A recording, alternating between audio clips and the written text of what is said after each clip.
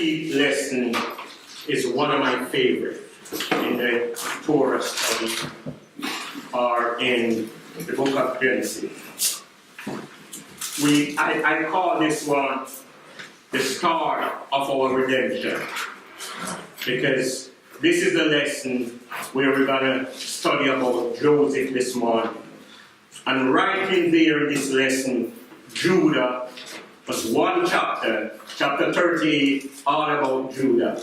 And as I was studying this week and beginning to look at it, and bear with me, because I cannot teach like Joey. I have to teach the way I teach. Amen? So bear with me, and let us look at it from the perspective of what God is saying to us this morning. Now it said, now Jacob went in the land where his father has sojourned in the land of Canaan. These are the genealogy of Jacob. And it gives you, it's surprising to say the genealogy, but when Joseph was born and was 17, and it's kind of amazing. All the other genealogy tell you about their son and their son, but they just say Joseph. You know, and in my mind I was wondering, wow, you mean Jacob have 11 other sons, and this prayer shop does talk about Joseph, you know, when he was 17, and the journey began with him. The journey began with Joseph. You know, all of a sudden, it's like everybody else is out of the picture. You know? All of a sudden, it's like no other son, no Reuben, no Dan, no Levi, just Joseph. And when I begin to really study, I realize God's divine plan will always come through. It doesn't matter what your situation is, it doesn't matter what is going on in your family. If God called you, His plan will be fulfilled in your life. It's like you are the center of it. There's a plan in God's mind, and God's going to work it out. So it's like, I don't know, for lack of a word, it's like God said, okay, for now, I'm going to shut out everybody else, and I'm going to concentrate on Joseph. But because I have a plan, I'm going to put Judah right in here in the chapter. I'm going to give you a chapter right here, Judah, because you're a part of this master plan. Gotcha. Amen. So, and the Bible begins to tell you that Joseph was a favorite son. All of us inside here who have children, I know my last son was kind of, and I'm glad my wife and nobody else is here, just me. And I pray that Mary won't say anything. But my last son was my favorite. After you have your first son or daughter, you kind of realize, as I said, my first son take me through college, university. Because number one, he teach me how to pray. I pray for that boy day and night. My daughter, she kind of teach me how most young girls have their own mind. You know? So when Daniel was born, it's like I get mad up. My older children, boy, you don't beat him. I know that word is very hard in America. They can't spank your children anymore. If you touch them too hard, you go to jail. Everything is abused. Nobody knows perspective on anything in correcting your child no more. It's like your child have all the rights in the world. You know, you talk too hard to them, they go to school and cry. The teacher said, what's wrong with you? Oh, my mom talked to me over this morning, Bob. You're abused. So we are living in an age where correction is out of the picture with parents. It's like you don't have no control over your children, yet when they get in trouble, they blame you. Right. Woo, what a world we are living in. Amen. But Joseph was a favorite son. We call him a good boy. Don't pick favorite. Please don't do it with your children. It's not good. Don't pick favorite. Love everybody. Well, you know, that one and you have a special little bond, you know. But don't do it like Jacob. That was a big mistake. You know? And brethren, here come again that our patriarch, they have problems of parents. Please, mom and dad, don't kill yourself. Don't beat up on yourself when the boy or the girl do something, you blame yourself. And I really want to teach on this morning as parents. Some of us as parents are living with this condemnation spirit. Mom, they are 18, they are 21, they are 30, they are 45, they have their own family. What do you think you can do? No. More and pray. More and pray. I encourage parents to stay on here and call their name before God. Because this lesson this morning will show you, if God put a mark on your son and your daughter, it doesn't where in the world they go. God himself will track them down and bring them to his plan. Amen? Yes. Ooh, please. Yes. Amen. Joseph, brother, ate him because they realized he was his father's favorite. Make it worse, his father made a leadership code for him. The father gave this son, the youngest son before Benjamin, this code representing the word. Many colors. Oh, I love that.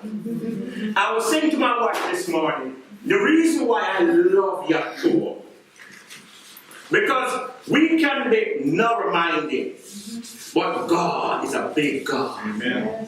Don't limit it to your little mind. That code symbolizes the word. Woo. That code symbolizes that God, from day one, God have a plan. It's all about Israel, but God have a plan to engraft. And we're going to see it a little bit in this lesson this morning because it is so wide. But I'm trying. So it's brother 18. The Bible says in Genesis 37:4, they ate him and could not speak to him on a friendly terms. Listen to this, brethren. When we allow hate to turn to bitterness towards someone, we do not want to even talk with them with the mastered word about forgiveness and love. Brethren, let me tell you something this morning as a believer. We got to learn to forgive. Amen. Amen. If you don't get anything from this class today, remember this. God will forgive. Because if we don't forgive, Hebrews, I think chapter 4 said, get rid of the root of bitterness. It can turn to bitterness. It can turn to hate. The Bible said they ate him. Now, that's a strong word. Yes, sir. But because they allow it to grow, it didn't have nothing to do with the dream. He didn't just dream that and make it up. God was trying to tell them what would happen. Go back to prophecy. He told Abraham that your children going to be. And God was telling Joseph, God was telling, because the last dream he did about the moon and the stars, his daddy said, no, boy. You mean your mother and your father are going to bow down to you? I know a lot of us sometimes don't believe in prophecy. Some of us kind of disregard it. But there's no way you can believe in Yahshua and you do not believe in prophet and prophecy. Because this Bible is all about it. Every single word hang on what God told his servant. Abraham, Noah. Let me start with Noah. Abraham, Jacob, Isaac, Joseph. You go right through it. It's all about what we are enjoying today. Amen.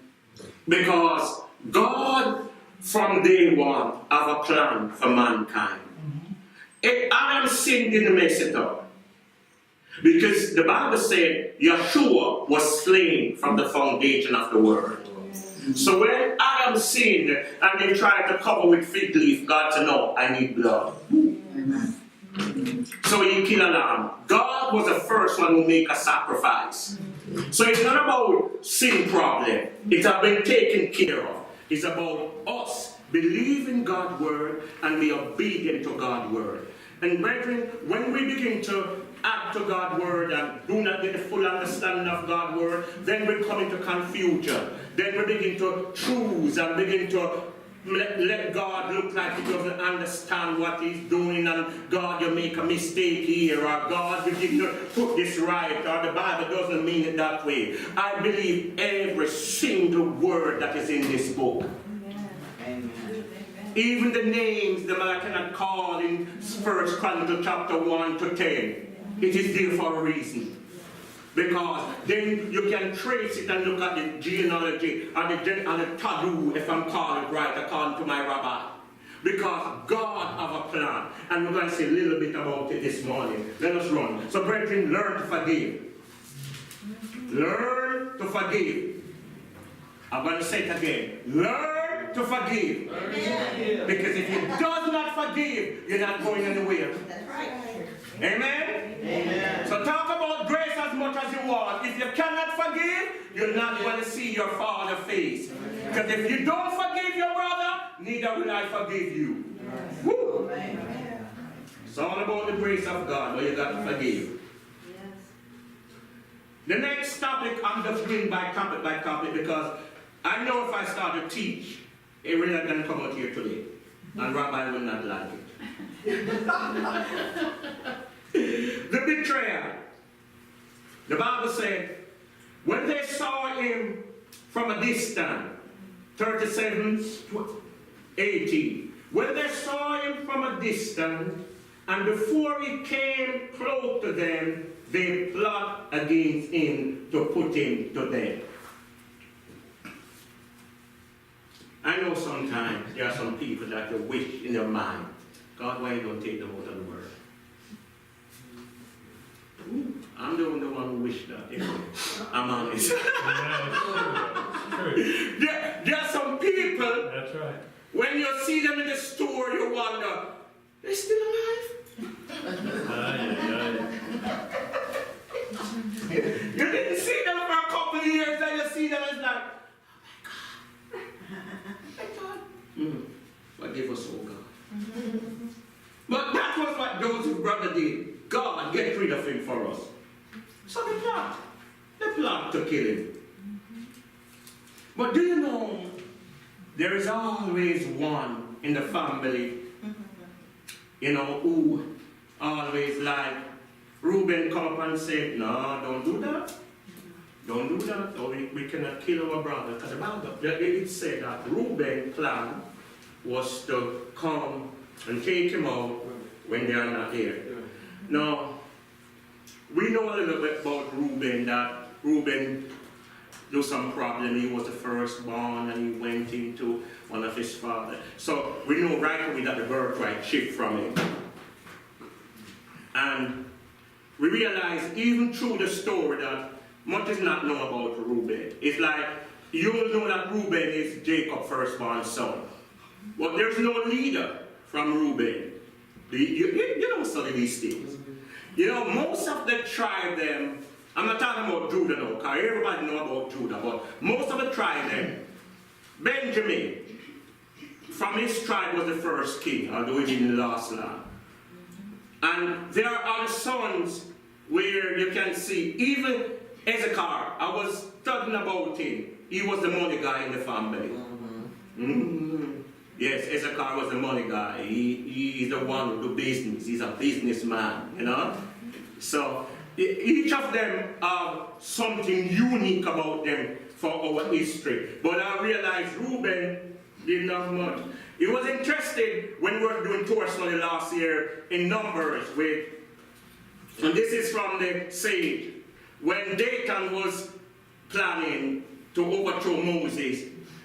I was just reading this. You don't have to believe this, but in the Sage they said that one of Reuben's wife, one of the leaders said to Reuben, don't get involved in this.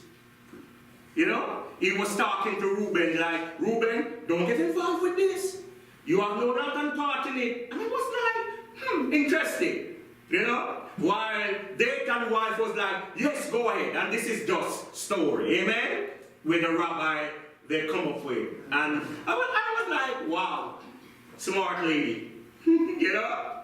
And so that's why when they called, you remember when Moses called up for all of them to come up, the Bible said Reuben didn't go. He didn't went up there. You know? Because, read it again. Read the Torah again. This is what I'm talking about. Right there in number 16.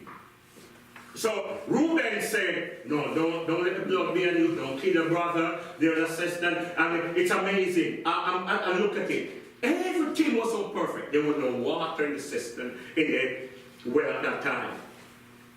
No water in there. So they throw him in there. Reuben never planned that. Hey, I'm going to come and get you, Joseph. But the Bible said, I'm telling you, God can have to go forward. I know it's difficult sometimes for us to accept the will of God for our life. Oh, I'm the only one on that part this morning.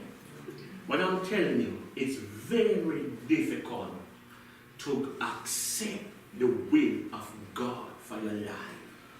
Because God's plan is totally different from yours. Amen. We want our children to grow up and be this and be that, and God sometimes God said, no. That one make your pride get out of hand. So listen what I'm gonna do. I'm gonna let them walk down a path. That one upset you. And maybe you get even mad with me sometime, but you will come around. Throughout history, a lot of people have get mad with me. Some of us have get mad with God inside here, but it's a silent one.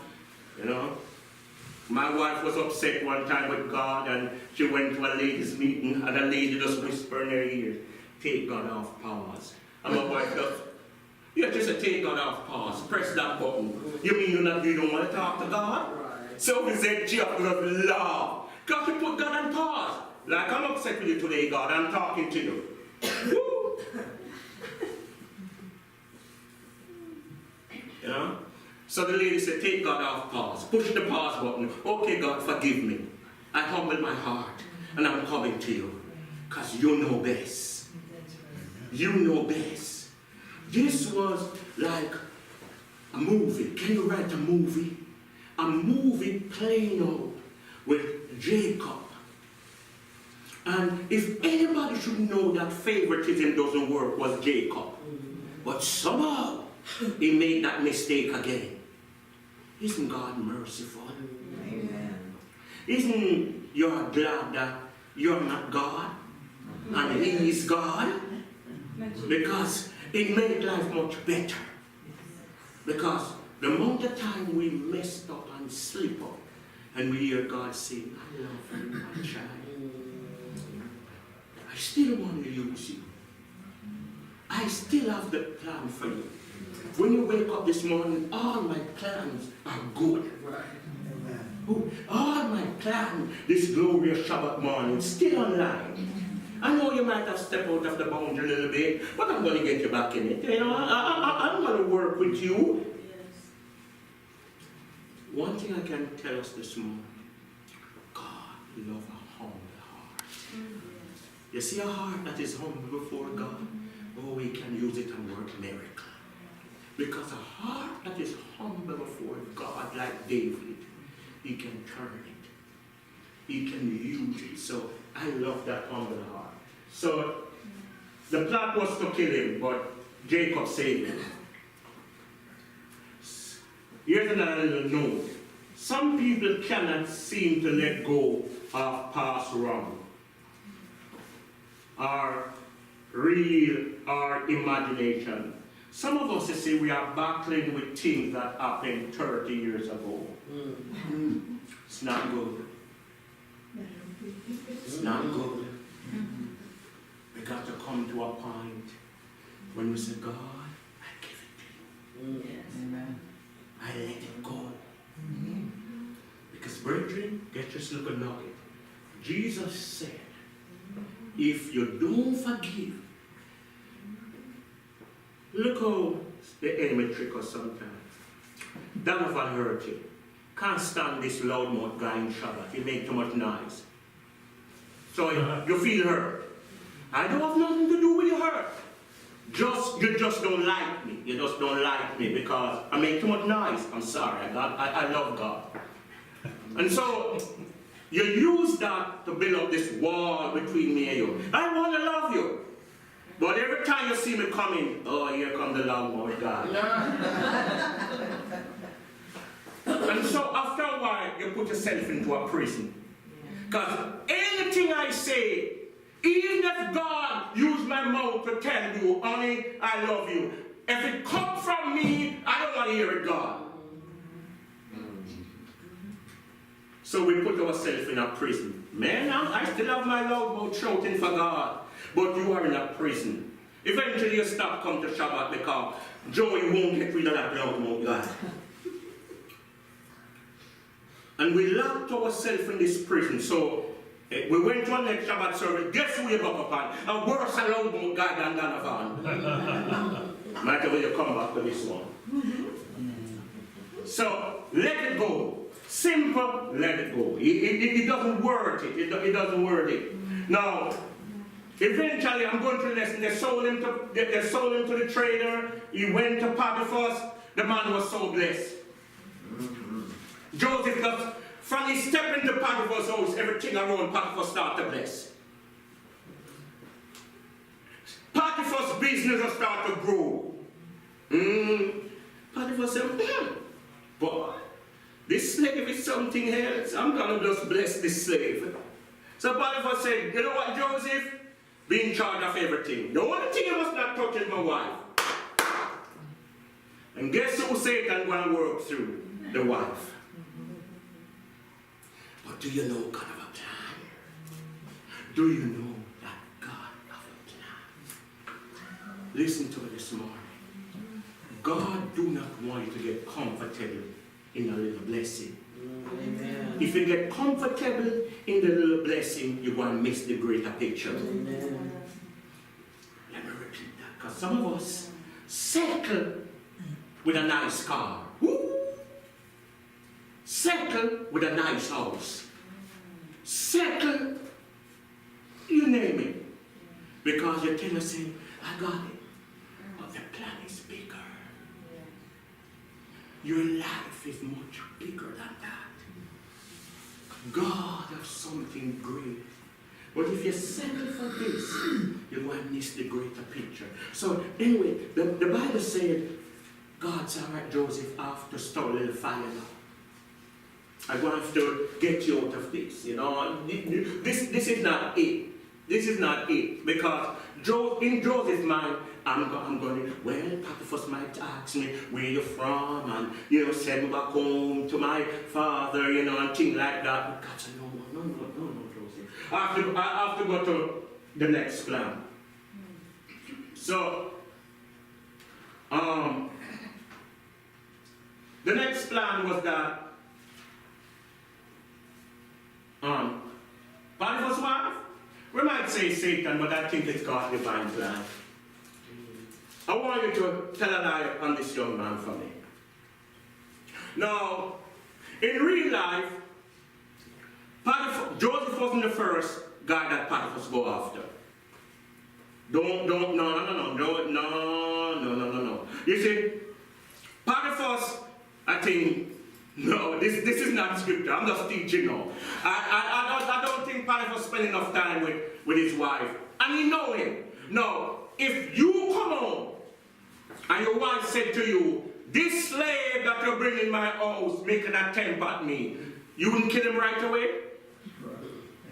He was fear of eyes God. If instead of word, Joseph would dead. But I believe in all my heart.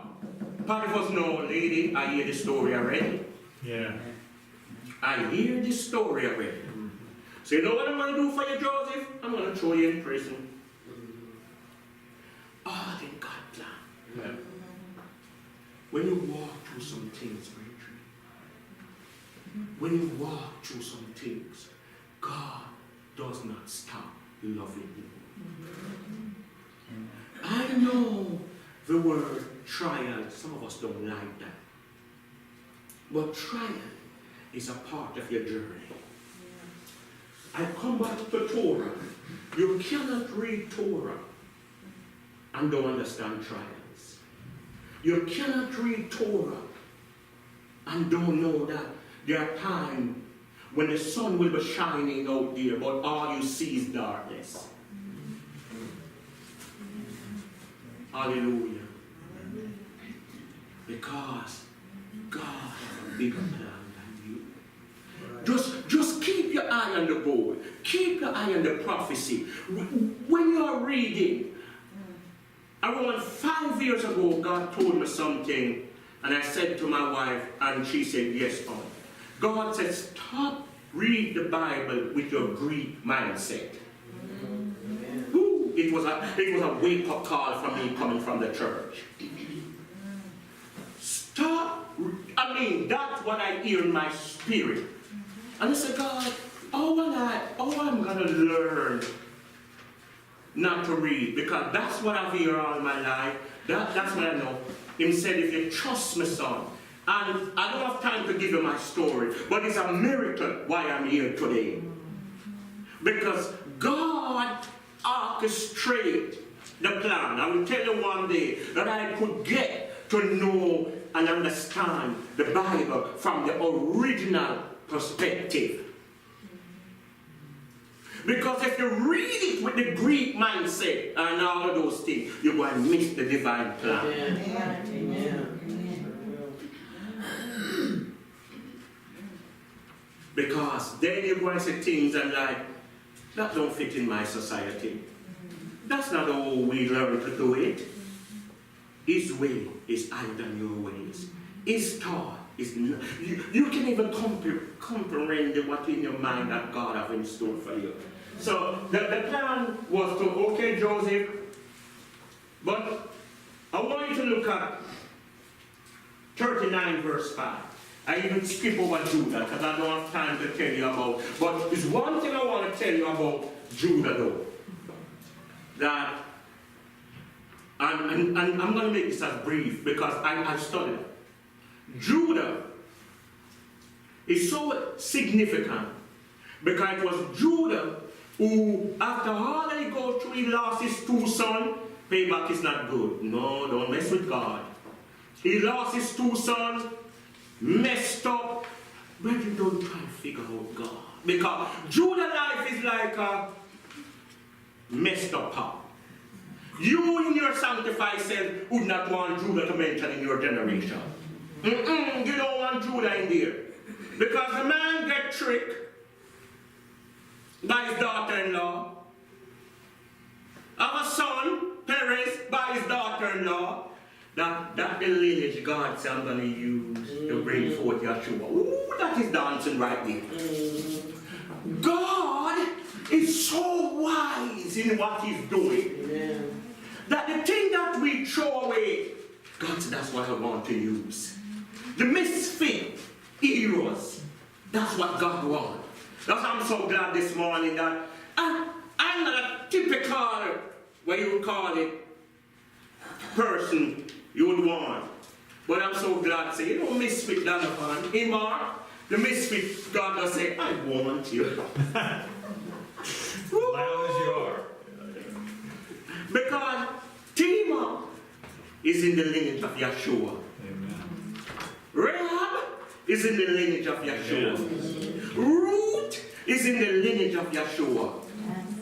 So, all the misfit people that we would say, you know, don't marry to that girl. Yeah, no, son, please don't marry to that girl. You don't know her family and where she come from. Come on, son. And guess who your son bring home? That girl.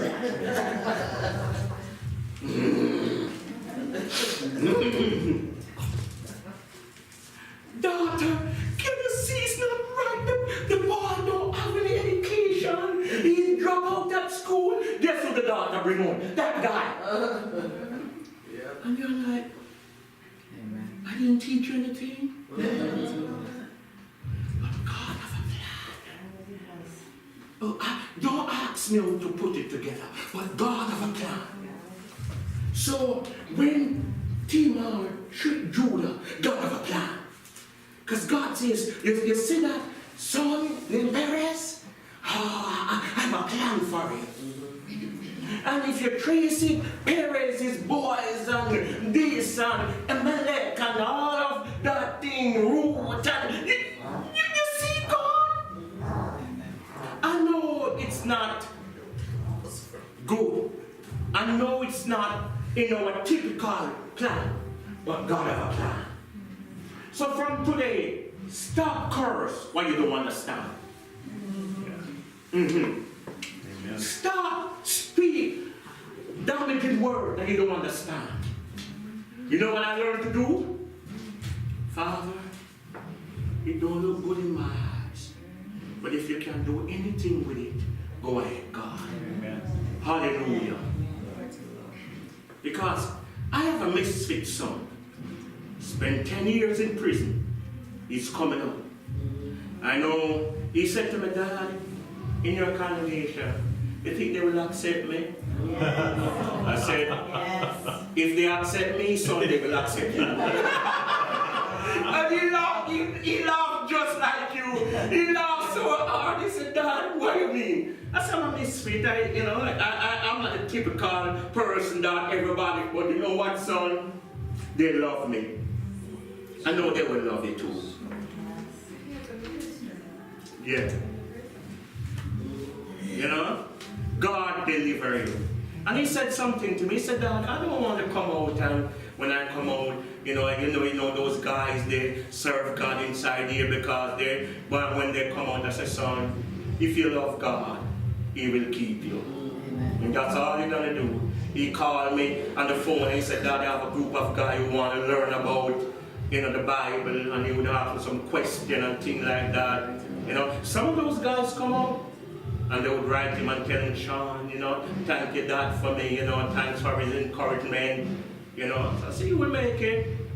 But just to show you that what you throw away, God's self-plan for it. So, oh, glory to God this morning. So the misfit and all those things God used. Listen, a man of integrity. Joseph was a man of integrity. Listen to this, brethren. 39:5. And it came about that from the time that he made him overseer in his own, and over all that he owned, the Lord blessed the Egyptian owned. On one account of Joseph, thus the Lord blessing was upon all that he owned in the house and his household. Now, you think Satan not going to want to mess up that, brethren? You think the enemy like all the blessing that your family have this morning? So, don't get, you see, we got to learn to speak live. I have 5 more minutes, okay? I'm coming. 39:10. And that she spoke to Joseph day after day. And my wife said, behave yourself. Behave yourself, no? When I was in the Word, you're quoting a girl. You just want to hear the word, yes. You tell me this one is pursuing you, and you're standing up. No, I can't do that. That's a man of integrity. Because I don't know much men, married or unmarried, that your boss wife pursuing you and you like, nah, You forget all your moral. You forget all what you have been taught. Because this is a golden opportunity. If I do that, I won't have no problem. I am the boss. East William was the boss. Everything was under his control. We are missing God when we think if we compromise, it won't get better. You have everything, brethren. You don't have to compromise. God, I'm going to bless you. And that's why I don't care what the word says. I don't care what my politician tell me. If it come against God's word, I'm going to stand for God's word. Because you don't know how I live. And the mistakes some of us are making in the kingdom of God right now. We are compromising with God's word. Think it won't get better. It did not. You hear the prophecy this week? Or you hear what fulfilled this week? Jerusalem is the capital of Israel. You want anything better? Woo! I could preach on that this morning, but I'm not. Don't worry. Now, some of who you think that you'd be alive to hear that come to your ears in your lifetime? Woo! And the shocking thing about that is that it was there on the paper between the former president, this president, 3 presidents before. But this is the timing in God's thing. Amen. You see, God is gathering now. Yes. So, do you think that those of you who stand for Israel not going to come out of persecution? I'm going to leave it right there. Day after day, the scripture said, she bothered the man. And the man said, no. Now, I like this one. Paul encouraged Timothy to do this one. Flee! Use with lust. Flee! He not even use the word run. He said flee, and Joseph flee. But isn't God wonderful? He caught his coat. That means there's evidence. Now, there's something going on in our society right now. All of a sudden, all of those good-looking politicians, in their tie and suit, who pass all the law and judgment, their sin is coming out. No, 20, 30 years ago, now everybody in suit and jacket is standing up before you. It's a lie. I didn't do it. Now I remember one time that was the pastor's day. I mean, every newscast used to hear a pastor do this, a pastor do that. And this politician used to, you see, no, they are, oh, no. That means, if you stand for truth, God will defend you. I don't have to say no more than that. If you stand for truth, Adonai Tezahod Elohim will defend you. Joseph stand for truth, integrity. He run. You know the story, come home and he complained, and the Bible said Joseph maintained his integrity. Amen. All I'm saying to you this morning, you don't have to bow under pressure. Amen. You don't have to bow under pressure. They throw Joseph in prison. Evening prison. The man was prosperous. The prison get blessed because of Joseph. The prison get blessed because of Joseph. Anywhere you go, brethren, be a light. It might be difficult. I mean, I could go on and on this morning talking about God's plan, talking about that persecution is not the end. You know, Paul said, the God who I serve sent his angel to stand by me to tell me, Paul, you're going to Rome. I have a plan for you in Rome. You're going to die in Rome, but you're going there because I have a plan there. Amen? Amen. Brethren, we've got to let God plan our life. You know, the end of September to October, me and my wife was planning to go to a conference in Oklahoma. It was paid for.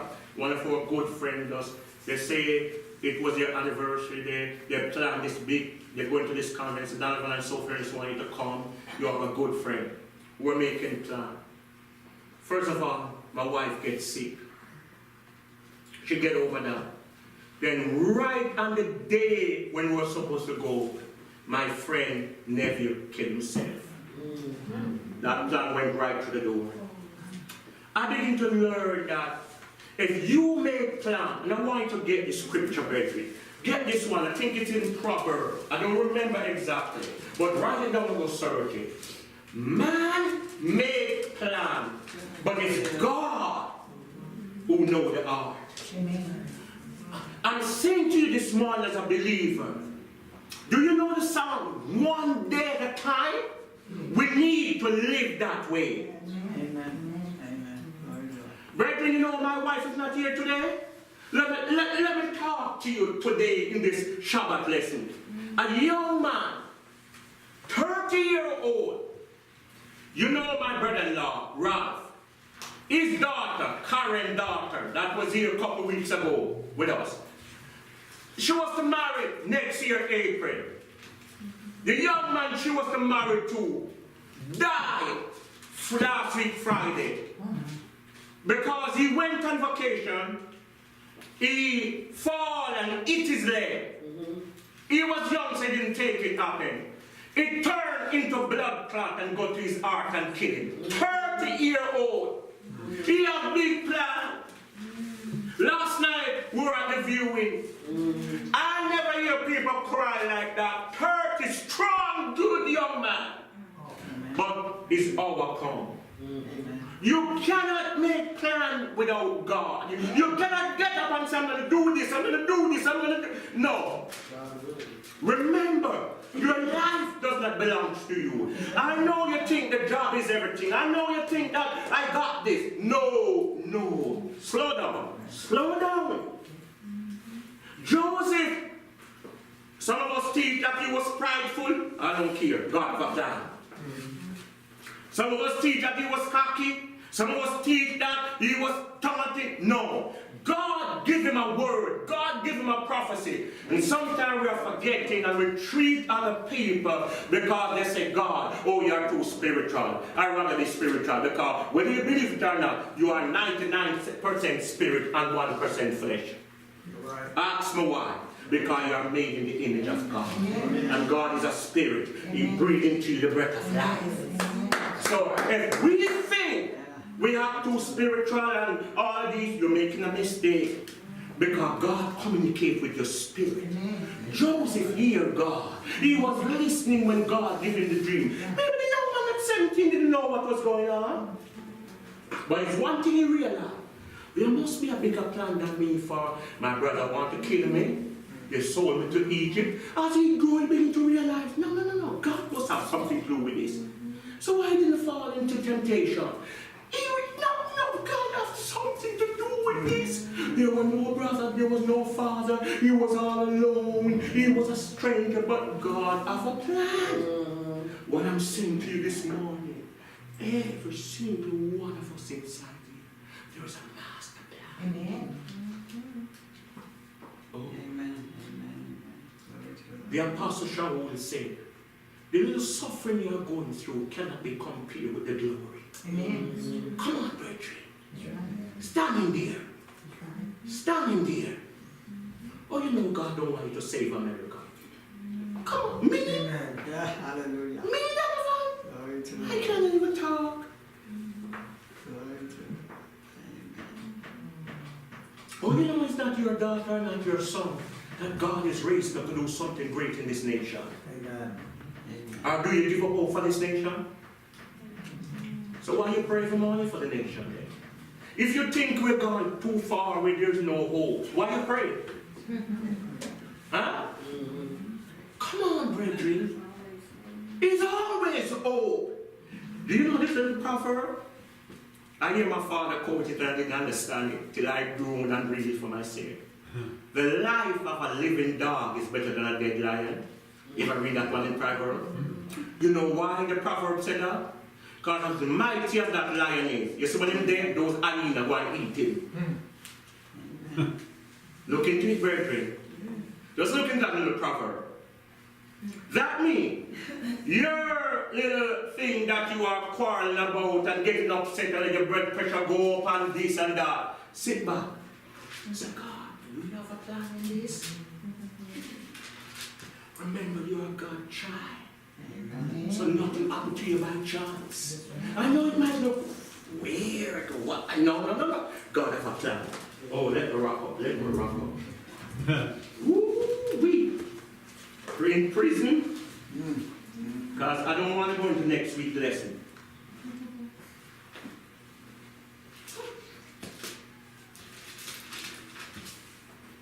Yes? This last part. Genesis 40 verse 6. It said, when Joseph came to them in the morning and observed them, behold, they were dejected. That's where this lesson closed. That means God planned the you know, that was a dream that the butler and the baker have. And when Joseph come to them in the morning, they were you see, brethren. That means if you allow God to work, to go through the struggle, to go through, I don't know what is going on, I don't understand what this, I don't know why my child is out of hand, I don't know why my child is rebelling, I don't know why my son has to leave and marry that girl, or this and that. Staying there on your knee. Staying there. You know what was my verse this week? That lady in Luke, what Yeshua was teaching about. When she had her problem and she got to the unjust judge. And the Bible said that that judge did not fear God nor regard man. But that wasn't prayer she was praying. She was making a petition. Oh, I wish I could tell you the difference between petition and prayer, but I can't tell you that this morning. There's a big difference. Prayer is like this. Lord, I thank you this morning, and you're going through, you're cleaning your teeth, and Lord, you're putting on the makeup, you're praying. But petition must stop. And get in the middle and say, God, hear my cry, O Lord. From the ends of the earth do I cry unto you. And day by day you go to him. Don't follow this faith preacher pray one time. No. Petition is all different from that. Petition is when you say, God. And all when everything is come against you. You hear no. And you still say, God. You hear what Yeshua said? Because the judge didn't fear God nor regard man. He said, this woman going to wear me out. Do what you need. When last time you pray like that? Joseph understand what it is to make petition. Come on, read the story again. You find them rejected. But God said, this is my plan now. To move you from prison to kingdom. Amen. Woo! This is my master plan. All the selling and the discouragement and the crying. I'm moving you now from prison to kingdom. Ooh, hallelujah. I'm sorry I'm not teaching next week. Because I know I'll have to preach next week. From prison to kingdom. Amen. To fulfill the plan of God. Amen. But I'm saying this morning, don't stop dream. Don't stop dream. Don't stop dream. Amen. Don't stop dream. Don't stop dream. Don't stop dream. Father, I thank you this morning.